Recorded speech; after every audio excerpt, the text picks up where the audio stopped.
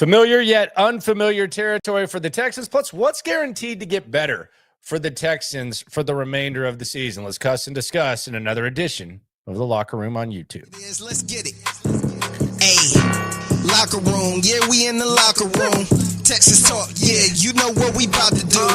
Localize every angle's what we really do. We the source. We the pulse of the city too. Landlocked. Got the game in the headlock. Localize every time. Can't stop, won't stop.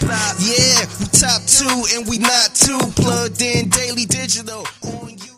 It is the Locker Room, number one source for Texans digital content. I am Landry Locker. The Texans were off today. They'll be back at practice tomorrow. We'll have the practice update with you. Also, SNL at 9 a.m. And if you missed this morning, you can go back and check it out on YouTube. We do it every morning, Monday through Thursday, 9 a.m. We also are available on all podcast platforms. Just type in Locker and Stutes Talk. We're both on the scene. We got you covered. This video is brought to you by BetUS. Shout out to BetUS. Promo code YouTube150 if you want to get a 150% bonus on your first deposit up to $2,000, and then $125 after that, depending on how you're doing. I'm not going to lie, was not a bad gambling weekend for your boy at BetUS. Now, CJ Stroud, 2 more touchdown passes would have made it better, but Dalton Schultz hit the over. The Tank Dell over rushing yards, a 0.5 hit. So we're well over our initial deposit heading into this game against the Tennessee Titans. We'll take a look at those lines together as the video goes on. Be sure to subscribe. Be sure to like. Be sure to ride along. Space City Ballers, notice in the can that I had, it's Baja Blast. Now, this is Baja Blast Zero, though. This is Baja Blast Zero. This is hard to find. The Super HEB on Katy Freeway has it. The other HEBs do not, and sometimes this is kind of rare. But the Baja Blast Zero goes in. Now, still probably not the most healthy thing, but it at least makes me feel better about myself with the 0 calories. Who knows what's going on with that. Texans heading into this week against the old Oilers, the Tennessee Titans. The stanky one is coming to town. Amy Adams stank. And a dog-butted Tennessee Titans team that, if the NFL draft were tomorrow, they would be selecting number 2. The team that would be selecting number 1, another team in the AFC South, the Jacksonville Jaguars. Now, I think the interesting thing about this is the 2 teams haven't even faced each other yet. So you would say, well, you know, what if both of these teams are selecting at the very top of the draft? These teams haven't even faced off yet. So 2 of their final 6 or 2 of their final 7 games, depending on where their schedule is, they're going to be against each other. So that's kind of a pillow fight all in itself. But it is 2 of the worst teams in the league. And I think that's where the Texans are kind of in familiar territory, where you're playing good. There's a large portion of the fan base that believes you're not a legit contender, but you're better than everyone in your division, so you're going to win the division. And I've already laid out a path to where the Texans can actually perhaps clinch their division before the bye week. And it's a 2-step path. Step 1, you got to beat those 2 previously mentioned dog-butted teams. You got to beat the Titans and you got to beat the Jags. You got the Titans this week. You got the Jags the week after that. Are they going to bring back Trevor Lawrence? Who knows? Is Doug Peterson going to be there? Who knows? But you got to beat 2 of the worst teams in the league, who, by the way, might not even really want to win that much. I know it's the NFL, and I know that teams play to the end, but how much resistance are they really going to be willing to put up and able to put up? So you win those 2 games. The Texans are going to be heavy favorites in both of those games, each of those games. I don't know how much they'll be favored against the Jags, but they're already an 8-point favorite against the Tennessee Titans. And they ended up being a 7-point favorite against the Dallas Cowboys. Josh Allen, aka Will Levis, will be the quarterback for the Tennessee Titans. He's coming off, I guess, an average-ish performance. That's not a word I know, but I just think you can add ish and it sounds good. Texans an 8-point favorite right now against the Jags. And by the way, the Colts, if you're looking at this, the Colts, they are a 7-point dog against the Lions, which I'm assuming a lot of people are going to hammer. And that line actually looks kind of fishy, which brings me to step 2. The Colts will have to split with the Lions and the Pats, who they have the next 2 weeks. And the Patriots have actually been pretty competitive. Drake May's actually having a really, really good rookie season. But if the Colts split with, let's say they lose to the Lions and then they beat the Pats, the Texans heading into the bye week, they'll have 4 games remaining, and they will have a 3-game lead over the Indianapolis Colts, although it's actually 3+ because the Indianapolis Colts would, at that point, not have the tiebreaker because the Texans have beaten them twice already. So if that happens, if the Texans beat the Jags and the Titans the next 2 weeks, and let's say the Colts split and they beat the Lions, or they lose to the Lions and they beat the Patriots, then the Texans could go 1-3 down the final stretch and win the division. Now, some people are already saying, I can already hear it, we kind of used to frown upon division titles. And when Bill O'Brien was winning division titles, we talked about how it wasn't much. I don't disagree with that. But I think this is a different situation. This is a young team.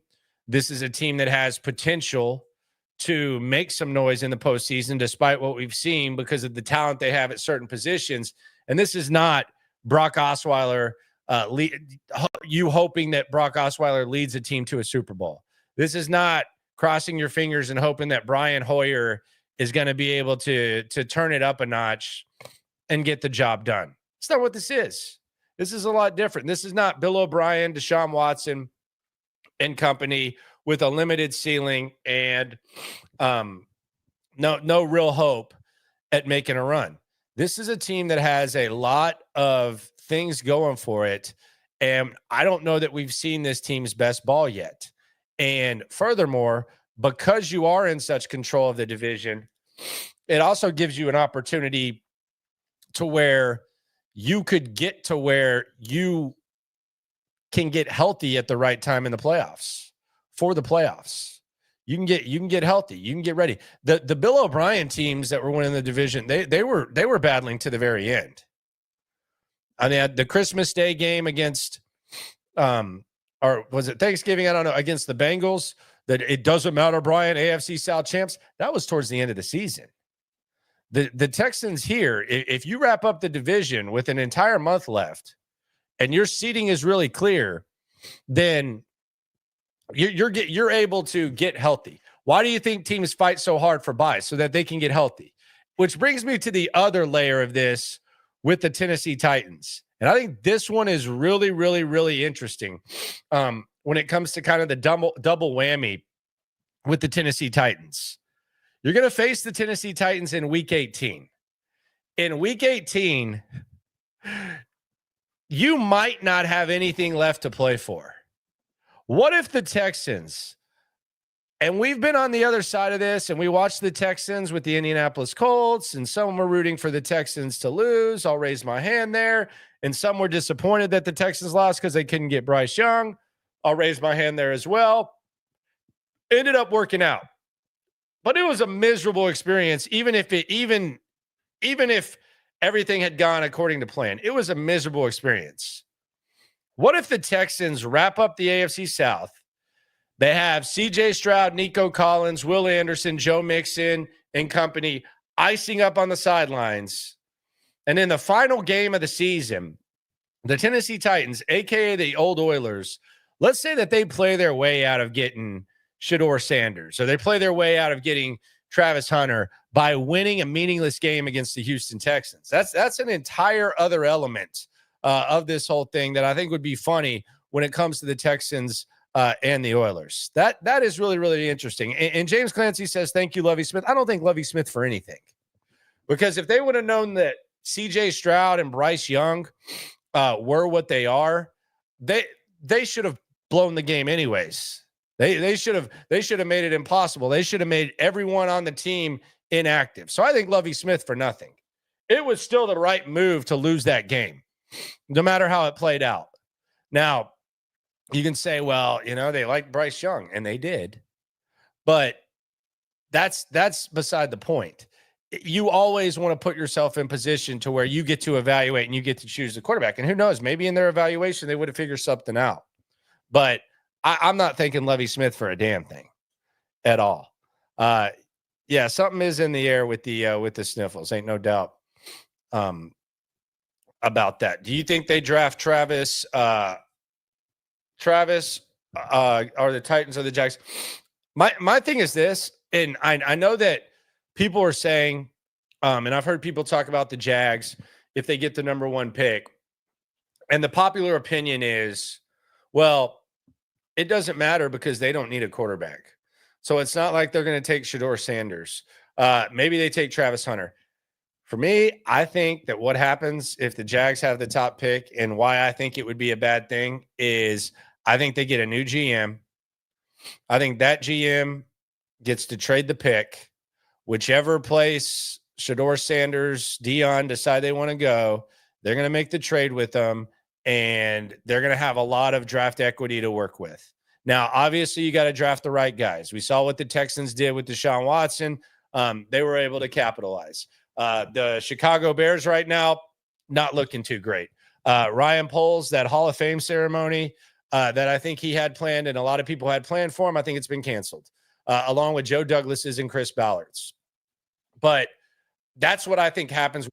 That's why I think it's a nightmare. It's not necessarily about whether or not they get the quarterback, which I think is what Tennessee would be hoping for, because there's no way that the Tennessee Titans are going to keep rolling with Josh Allen if they think that Shedeur Sanders is the guy. Now, would Deion Sanders want Shedeur Sanders to go to Tennessee? I don't know.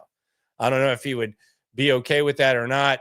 Who knows? But that would be the nightmare when it comes to the Jags and the Texans. But who knows? It'll be an interesting thing to watch. And it is a crappy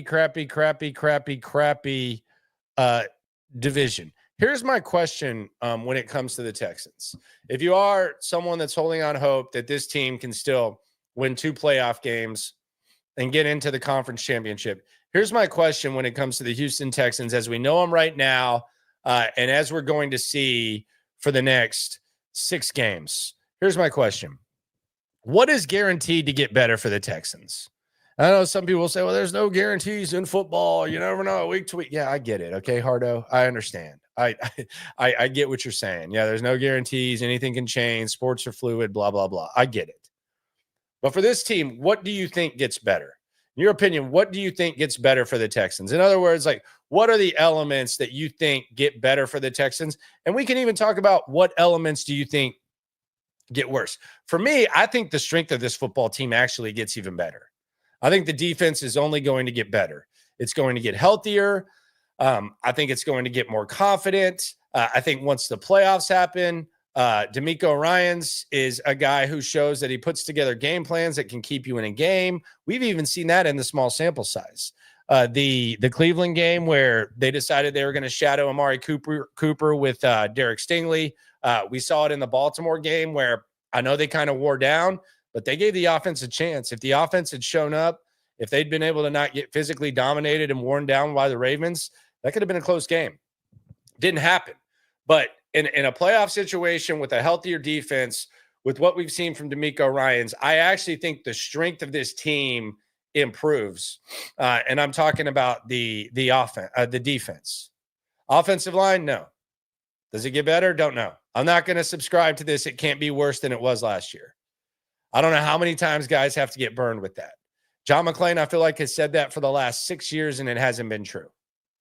Last year, you had the shuffling. Oh, it can't be any worse. Well, it was. 2018 to 19. Well, it can't be any worse. Well, it was all right, I guess. A little bit better. But I'm not subscribing to that. But I will say that the strength of this team is going to get better, and that is the defense. I also think you can say that the offense gets a little bit better. Nico Collins makes this offense better.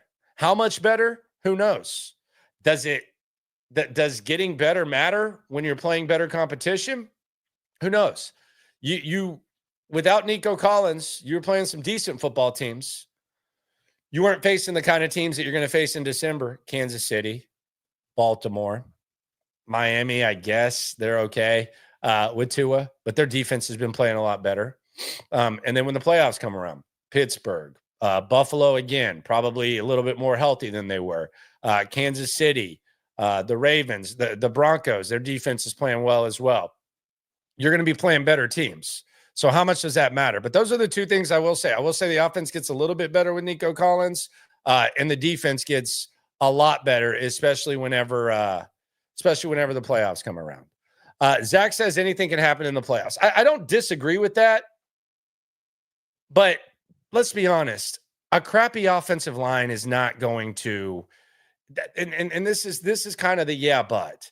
Like I just gassed up the defense. I talked about how the offense is going to be better. The offensive line, a crappy offensive line, eventually there's going to be a shelf life and it's going to come to a screeching halt. And that's the problem with this offensive line. It's graded on a curve. It's basically a completion grade at this point. They are coddled by the quarterback and the coach because there's no other choice. I don't think you can like whip them into shape with some tough love, but the offensive line, it's eventually going to hit a wall. We saw it. Just examples off the top of my head. Remember when the Kansas City Chiefs lost the Super Bowl because both starting tackles were out? Yeah, they lost that Super Bowl because both starting tackles were out. That was the difference. We saw the Shaq Barrett Super Bowl MVP performance. Remember when Andrew Luck was doing everything he was able to do behind a bad offensive line, and then eventually they just got smacked by 5 touchdowns or whatever it was against the Patriots? Yeah, offensive line, there's a little bit of a shelf life. Deshaun Watson and the Texans, when they went 11-5 in 2018, and then they faced the Indianapolis Colts. They lost 21-7, I believe was the score at NRG.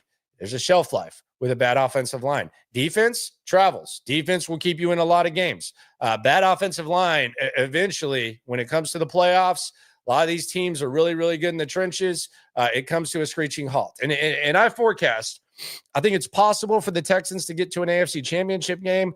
I think it's possible for CJ Stroud to leave it all out there. I think it's possible for this defense to already be, especially when they get healthy, a championship caliber defense. Eventually, spoiler alert, this is what's going to happen. We're going to be talking after the final game of the season, and we're going to be saying the same thing we say after every loss that this Texans team has. The offensive line sucks. They need to figure something out. And that's going to have to be something that they're going to have to address in the offseason. I'm sorry. Like, it's easy to be optimistic. I can sit here and lie to you. I can be wrong about a lot of stuff. I just mentioned Bryce Young over CJ Stroud. But from what I see, from what you see, from what people who follow this team, who've covered this team know better than anyone, the offensive line is what holds this organization back. And no matter how much you invest in it, this is the most disappointing offensive line in franchise history, especially when you factor in the investment and especially when you factor in what's around this team. Deshaun Watson didn't have a Super Bowl caliber team around him. David Carr didn't have a Super Bowl caliber team around him. If this were a really, really good offensive line, like if you were getting a return on investment with this offensive line, with all you have invested, 2 of the highest paid tackles in the league, 1 of the higher paid guards in the league that you traded for, a center that you drafted in the 2nd round, a first-round pick in Kenyon Green who's already hurt. If those investments, if you would have hit on those, and this offensive line were good, this is probably a Super Bowl contending team. And this could perhaps be the best team in the league. That's a big if. But when you invest that much in an offensive line, it should be one of you hope, doesn't always work that way, but you hope that it's one of the better offensive lines in the league. It's not. And that's what's going to hold you back. It never fails. That's what's going to hold you back. The Cincinnati Bengals, they were able to flip the switch and get in with a bad offensive line. Joe Burrow was able to do it. Eventually, kind of wore down. They didn't get the job done. So it's the offensive line is We will all be in it together. We'll go through the offseason. We'll have to talk about freaking guards and tackles and centers or whatever in the draft, but that's what's going to happen. We're going to be talking about this offensive line. And that's what lowers the ceiling. You can flip the switch for a couple games. You're not hoisting a Lombardi with a crappy offensive line. Maybe you still have hope for this offensive line. I don't know what that would be based on. I don't. But I do have hope for this football team getting where this organization has never been. So that's the good news. Young Costa, defense gets better. Offense will remain inconsistent. Appreciate you for swarming the super, by the way. You ain't never hate. Swarm. Says defense gets better. Offense will remain inconsistent, but hopefully we can get hot in the right moment. But first and second down play calls need to improve badly. Yeah, the first and second, like it's just you can't have one or the other. You know, if it's not first down, it's second. The offense as a whole needs to get better. I think we all agree with that. No doubt, for sure. But that's just where we're at. Petrie, can we show Petrie more love? How much love do you want him to have? He's playing well. He's playing really, really well in this role. D'Amico Ryans has done an excellent job with Jalen Petrie in that role. Nastiness, still some limitations coverage wise, but they've done a good job masking it, and he's done a good job holding up and battling when they were mismatches. So yeah, I don't know. Like, do you think people aren't giving him respect, or what do you want to do? You want to throw a party for him? You want to, like, I mean, I'm just asking. I don't know what you mean. Like, what do you want? You just want to mention? Hold on just a sec. Yeah, I don't know. Like, how much love do you? I think he's getting a lot. I think he's getting a hell of a lot. I think the whole defense is getting a lot of love. Everybody. I can't think of anyone on the defense that's not getting enough love. But it does lead the question, like, who on this team would you say is not getting enough love when it comes to this Texan squad? Who on this team is not getting enough love? I feel like everyone's getting love. Stingley's getting love. I saw Chancellor Johnson put his piece together. Shout out to Chancellor Johnson, KPRC too. He's putting out some good content, man. He's doing a really good job of bringing some fresh content to the market in the Texan space. So shout out to Chancellor Johnson, KPRC too. I think he's doing an excellent job putting out the unique content. Shout out to him. Okuda's not getting love. Yeah, he's damn sure not getting love. I don't think D'Amico loves Okuda too much right now. I don't know if he finishes the season on the team, to be honest with you. But yeah, Okuda definitely not getting love for sure. I think they like Holman a little bit more. Revan Jordan's not getting enough love. I think that's fair. I mean, I think there's a case to be made that they miss Revan Jordan. I know Dalton Schultz misses him. I didn't have to block as much with Revan Jordan there. I think he added a different element. Yeah, I think Revan Jordan, like the absence of Revan Jordan, perhaps not getting enough love, but that's going to happen in the league. That's going to happen. Tommy's not getting enough love. Tommy Townsend. Yeah, he was bad at the start. He's been good. Tommy Townsend. Yeah, he deserves some love. He's playing well. Kamari Lassiter is definitely not getting enough love. I disagree with that. I would say that he gets a hell of a lot.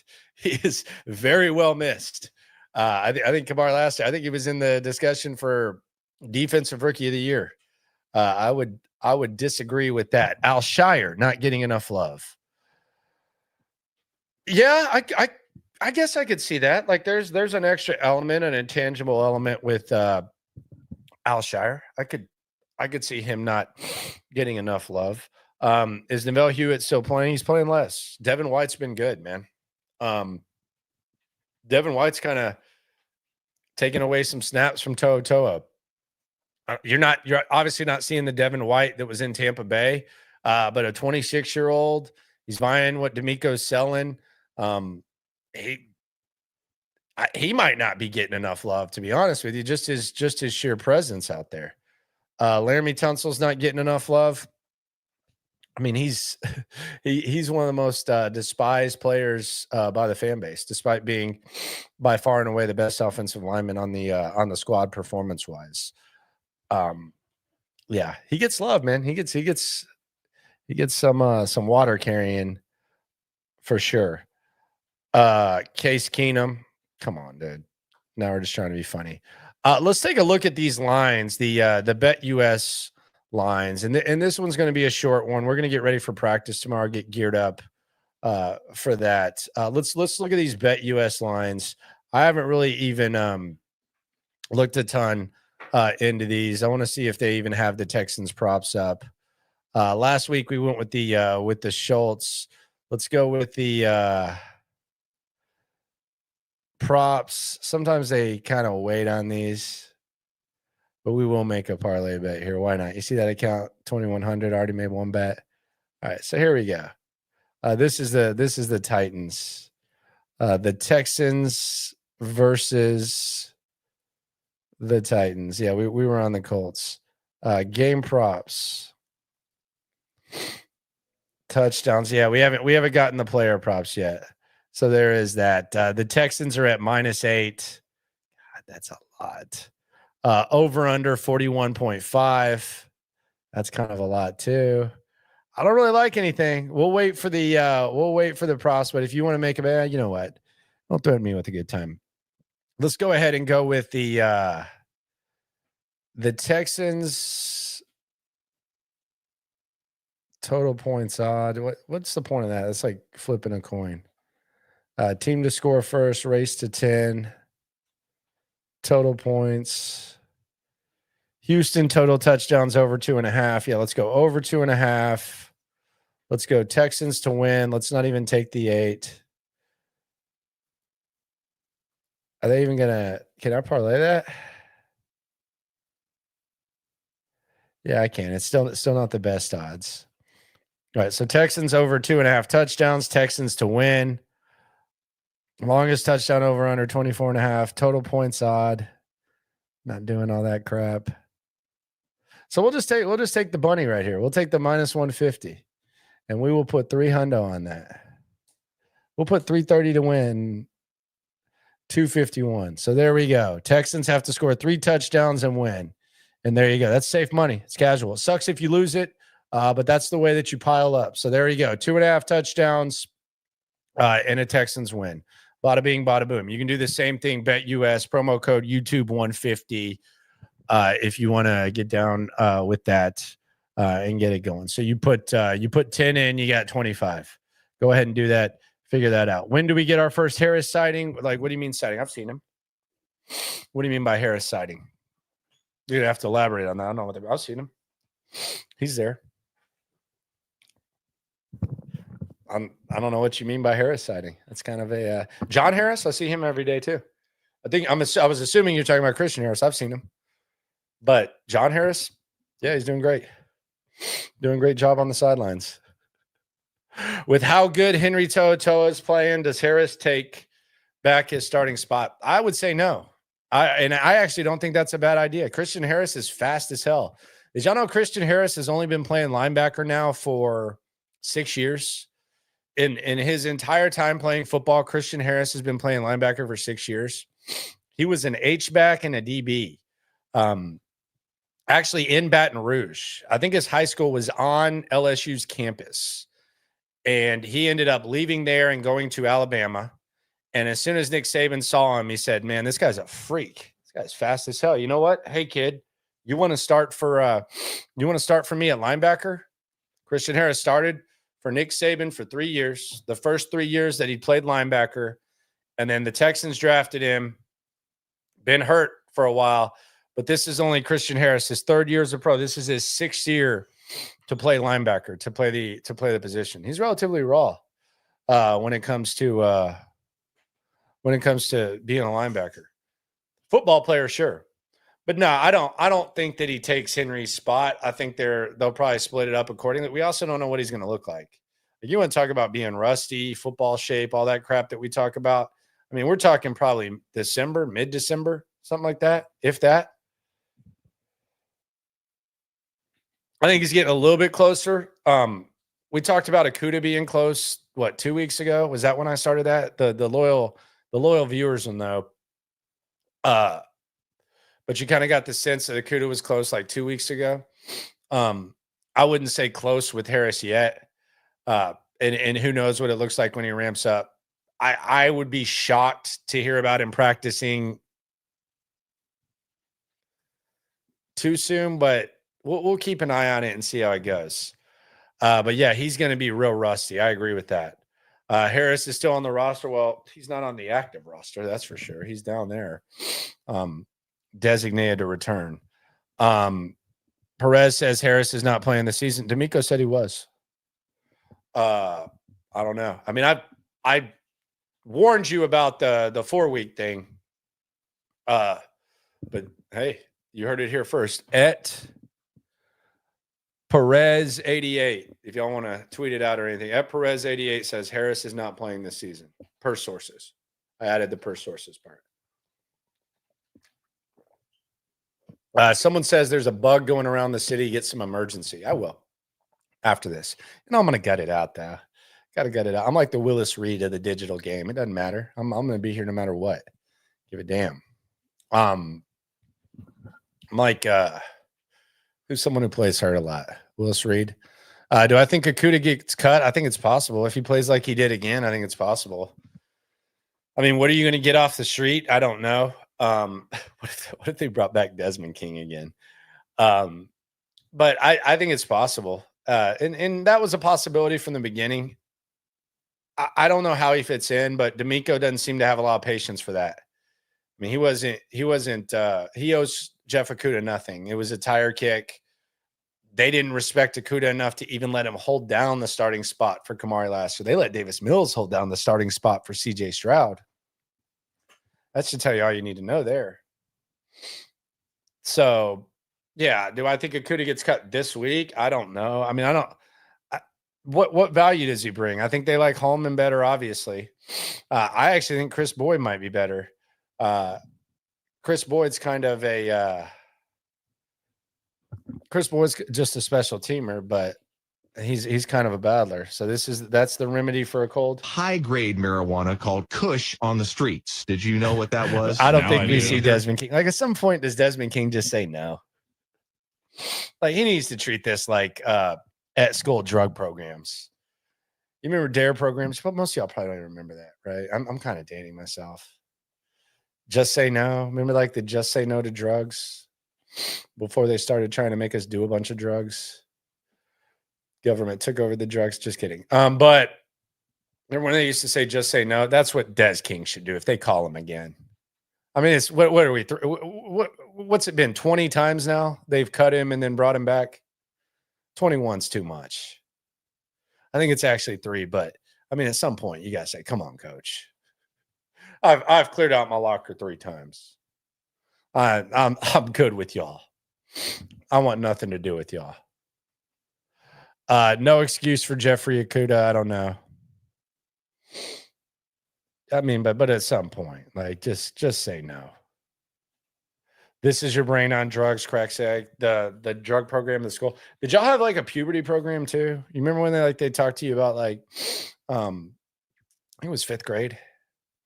Did y'all have like the puberty program where they like gave you a deodorant stick? They took the boys and the girls into like a separate room, and it was like it was like the biggest giggle session ever at lunch. You go to lunch and you're eating like your square pizza. They talked about having hair on your wiener. And then you're like throwing your deodorant stick at recess at your friends, telling them they smell. And then the girls come out there. The girls are all like being mature about it. Like the girls like seem like they kind of learned something. The guys are just sitting there like, oh, yeah. They talked about boners. That's like the only thing you knew about. You knew what they were talking about with like the boners. But I don't know if they do that anymore now. I don't know.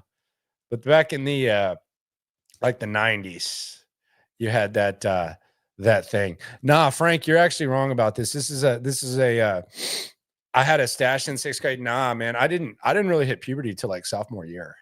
It was kind of traumatic for me. You're kind of bringing up weird things right now, but yeah, like I didn't hit puberty. Like I was probably like 5'9" freshman year.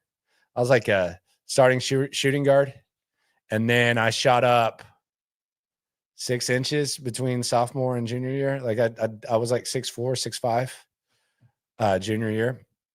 So yeah, I was a late bloomer, to say the least. Yeah, square pizza was nice, man. Those chicken patties on a bun too. Like I've thought about this. My school cafeteria was crazy though, but like because we had like, hey, it's a slow time. We had an off day. It's all good. Shout out to the Texans. 2-week plan. Titans, Jags. This is what happens when you got two dog-butted teams in the AFC. They suck. You want me to break it down? We broke down the Colts a little bit. What do you want me to say? They suck. Amy Adams stank. She definitely didn't use her deodorant stick in elementary school. But like the school cafeteria, we had like 1, 2, 3, 4, 5. We had like 6 lines. We had like a salad bar. We had like Papa John's pizza. Then we had square pizza. Then we had like a Mexican line. Then we had like a home style line with like chicken fingers, mashed potatoes, gravy, rolls, all that crap. There was like a chicken tender basket. It's like a big ass cafeteria. I say all that to say this. There's been times where I've like gone home for the holidays or something like that. And I've been like, man, I really could go for some school cafeteria food. And I've legit thought about, you know what, I'm gonna go there for lunch and see if I can just like go get me some square pizza, some chicken nuggets, maybe like some of that gravy that you gotta like stir. It's hit or miss with the gravy, like it's either thick or real runny. Like there's no middle ground with the gravy. That's kind of how you decide if you want the steak fingers or not.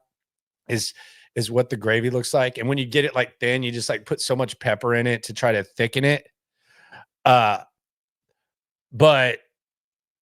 yeah, I've thought about, man, you know what? I need to really go get some food for sure. Cookies. Oh, the Otis S's, man.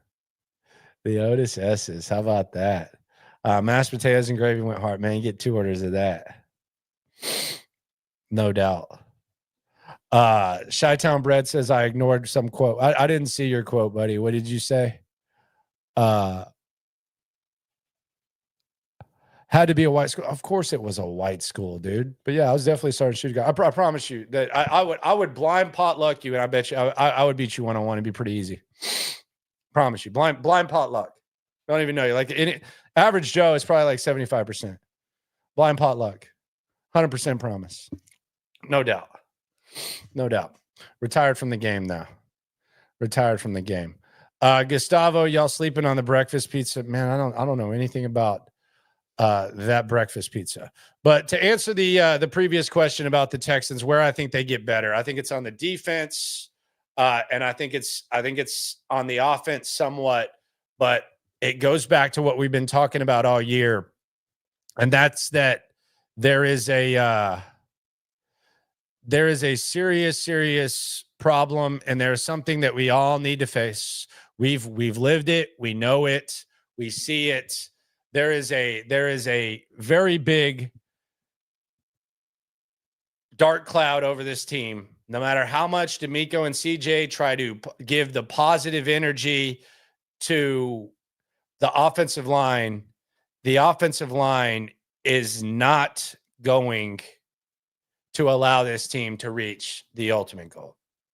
There's a lot of reasons to be excited. There's a lot of reason to believe that maybe you can get where you've never gotten. But the ultimate goal, kind of dead. Space City Baller says, Hannah was the popular pretty chick in high school. Amy Adams Stank was the fat chick who wore Skechers and gossiped. No offense to the fat chicks wearing Skechers. I think are kids wearing Skechers now? I see that Jinkos are kind of back. Do I think they'd bench Juice this season? You know, that's kind of interesting. Like, does he have the Kenyon Green benefit of the doubt? He's clearly struggling. He's clearly better in pass protection. I don't know that they really like Kendrick Green that much. I think that's like an emergency type of thing. So could I see them benching Juice Scruggs? I don't think he's like 100% safe. Hell, I don't know if they were going to bench Kenyon Green in that Jets game. I mean, I think eventually they would have gone to Patterson, but I don't think they would have benched him in that game at all. So that's what there's nothing to be bummed out. You flip the switch, you figure it out. Sometimes, hell, something might go your way. But yeah, I think I'm not bumming you out. We've just got to be realistic in this thing when it comes to the offensive line. We just got to be realistic there. We're good. Shout out to Brandon. Someone's talking about Dallas spots to eat. Hutchins barbecue. Don't know much about it at all. Broker, what do you think that looks like? Do you think he's good? I didn't love him at tackle. Do you think he's good? Do I expect Lasser to be back next week? Concussion protocol, you typically back 2, right? That seems to be like the average. You miss at least 1 game and then 2. He practiced Friday. Probably still some symptoms. So maybe have that. Landry with the eternal cold, no doubt. Playing hurt. All good. I do it for the people. Appreciate y'all for coming through. Be sure to subscribe. Be sure to like. Be sure to ride along. Cody Stutes tomorrow. We're going to talk about this Tennessee Titans thing. Is there hate? Is the hate still alive, or do you kind of pity the Tennessee Titans? Are you just looking past them? Do you have a 2-week plan like I do? Let me know. How do you feel about the Tennessee Titans? How do you feel about this 2-week plan? How do you feel about the Texans getting better in certain areas? Appreciate y'all for coming through. Be sure to subscribe. Be sure to like. Be sure to ride along. It is a Locker Room, #1 source for Texans digital content. I'm going to get you some emergency and get ready for SNL in about 10 hours. Appreciate y'all for coming through. Daily digital on YouTube.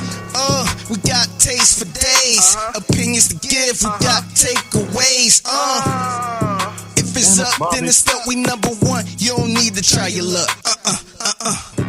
Locker room, yeah, we in the locker room. Texas talk, yeah, you know what we about to do. Localize every angle's what we really do. We the source, we the pulse of the city too.